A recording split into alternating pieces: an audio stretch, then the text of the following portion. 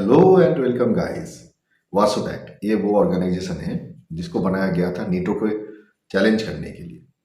NATO हम सबको पता है यूएसए और उसके एलाइज का एक मिलिट्री ऑर्गेनाइजेशन था, और वार्सो पैक्ट था यूएसएसआर और उसका जो एलाइज कंट्रीज है उसका एक मिलिट्री ऑर्गेनाइजेशन।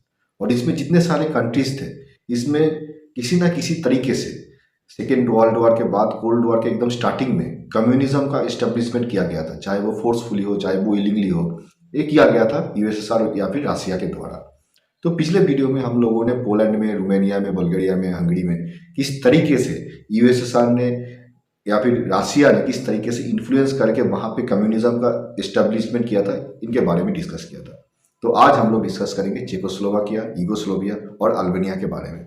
और ईस्ट जर्मनी और वेस्ट जर्मनी में जो बर्लिन क्राइसिस या फिर जो जर्मनी में जो क्राइसिस हुआ था कोल्ड वॉर के दौरान, सेकेंड वर्ल्ड वॉर के बाद, उसके लेके पहले ही मैंने एक वीडियो बना दिया है। तो लिंक मैं नीचे डिस्क्रिप्शन में दे दूंगा, आप उसको जरूर चेकआउट कीजिए। और इस वीडियो को देखने से पहले इसका पहले भाग पहला आप जरूर देख लीजिए, वो भी मैं नीचे लिंक डिस्क्रिप्शन में दे दूंगा। तो चलिए शुरू करते हैं। सेकेंड वर्ल्ड वॉर के बाद जो चेकोस्लोवाकिया का प्रेसिडेंट बनता है उसका नाम था एडवर्ड बेनेस। हालांकि ये एक नॉन कम्युनिस्ट लीडर था और ये सेकेंड वर्ल्ड वॉर के दौरान रसिया चला गया था। तो जब सेकेंड वर्ल्ड वॉर खत्म होता है तो रसिया से लौट के आता है और प्रेसिडेंट बन जाता है। हालांकि इसमें सपोर्ट रसिया का ही था। तो इसीलिए जब ये प्रेसिडेंट बनता है तो रूथेनिया एक छोटा सा जगह है चेकोस्लोवाकिया का, तो उसको गिफ्ट करना पड़ता है यूएसएसआर को। और इस सरकार में जो प्राइम मिनिस्टर होता है या होम मिनिस्टर होता है, वो दो नॉन कम्युनिस्ट लीडर एक्वायर कर लेता है। प्राइम मिनिस्टर होता है उसका नाम होता है क्लीमेंट गॉटवाल्ड, एंड जो होम मिनिस्टर होता है उसका नाम होता है वोक्लाव नोफेस। फिर 1947 में जुलाई में मार्शल प्लान का घोषणा होता है और चेकोस्लोवाकिया का जो प्रेसिडेंट है बेनेस, वो उसको सपोर्ट करता है। और इससे रसिया या फिर यूएसएसआर वो बहुत डर जाता है कि यहाँ पे भी फिर जो होता है पार्लियामेंट्री डेमोक्रेसी का स्थापना होगा, या यहाँ पे तो फिर कम्युनिज्म आ नहीं पाएगा कभी। तो इसीलिए क्या होता है, जो प्रेसिडेंट है और होम मिनिस्टर है वो तो पहले से ही कम्युनिस्ट एक लीडर था और रसिया को ही सपोर्ट करने वाला था, प्रो रशियन था।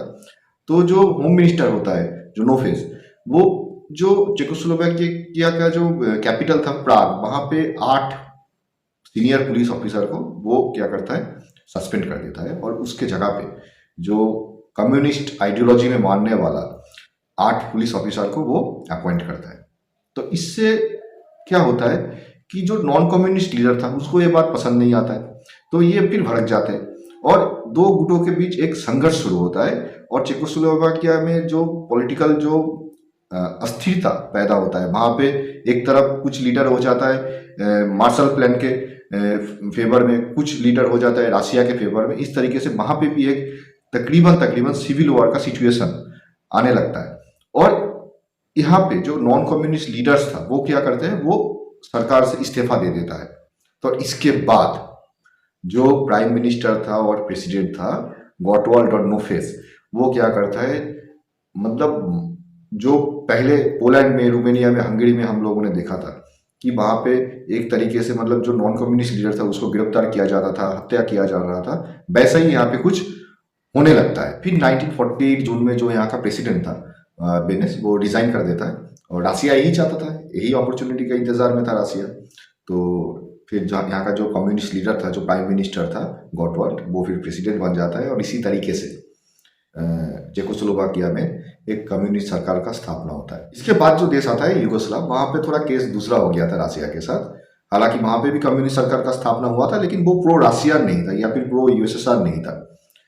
जब सेकेंड वर्ल्ड वॉर चलने लग रहा था तो हर ईस्टर्न यूरोपियन कंट्रीज को मदद मिला था रेड आर्मी से, लेकिन यूगोस्लाव एक ऐसा लौता देश था जहां पे रेड आर्मी के मदद के बिना ही इन्होंने हिटलर का आर्मी को इन्होंने भगाया था वहां से।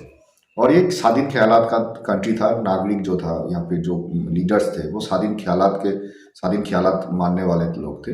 और यहाँ पे जो राजा था, एक मोनार्क था यहाँ पे, पीटर, तो ये मार्शल टीटो जो यहाँ का फेमस लीडर था जिन्होंने पूरा लीड किया था सेकेंड वर्ल्ड वॉर के दौरान देश को, उनको प्राइम मिनिस्टर बना देता है अपने ही मोनार्क में।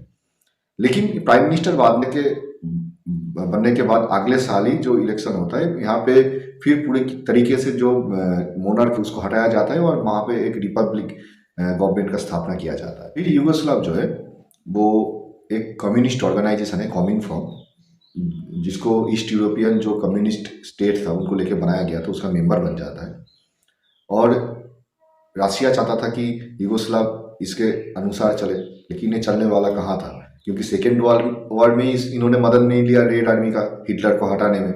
तो फिर रसिया के साथ थोड़ा अनबन हो गया, और रसिया के साथ अनबन का फायदा मिल गया यूएसए को, क्योंकि युगोस्लाव को यूएसए से भी पूरा का पूरा सपोर्ट मिल रहा था, जो भी रिसोर्सेज है वो मिल रहा था कि यहाँ पे कम से कम तो कम्युनिस्ट सरकार आ ना पाए। हालांकि वो कम्युनिस्ट ही था, कम्युनिस्ट लीडर ही था, लेकिन प्रो रशियन नहीं था। तो इसीलिए तो यूएस से पूरा का पूरा मदद मिल रहा था। और अगले ही साल 1948 में युगोस्लाव जो है वो कम्युन फॉर्म से निकल जाता है। और इसमें नुकसान किसको होना था? नुकसान यूएसएसआर को होना था, युगोस्लाव को थोड़े होना था। युगोस्लाव तो फिर जो है मार्शल टिटो, हम लोगों को सबको पता ही है, जो नेहरू है, हाँ, हमारे देश का पहला प्राइम मिनिस्टर जवाहरलाल नेहरू, पंडित जवाहरलाल नेहरू, उसके साथ मिलकर फिर नैम का स्थापना किया था। फिर इसके बाद 1955 में वार्सो पैक्ट का स्थापना होता है, जो इन्हीं सारी कंट्रीज को लेकर बना था, और यूएसएसआर भी था इसमें, जो नाटो को काउंटर करने के लिए बनाया गया था। और जो कोल्ड वॉर है उसका शुरुआत होता है। तो आज हम लोगों ने इस वीडियो में जो पहला पार्ट है और इस पार्ट को मिला के जो डिस्कशन किया, उसमें हम लोगों ने देखा कि ईस्टर्न यूरोप में किस तरीके से यूएसएसआर ने अपना दबदबा फैलाया था। तो आने वाले वीडियो में हम लोग कोल्ड वॉर के बारे में जो और भी पहलू है उसके बारे में डिस्कस करेंगे। तब तक के लिए अलविदा, शुक्रिया।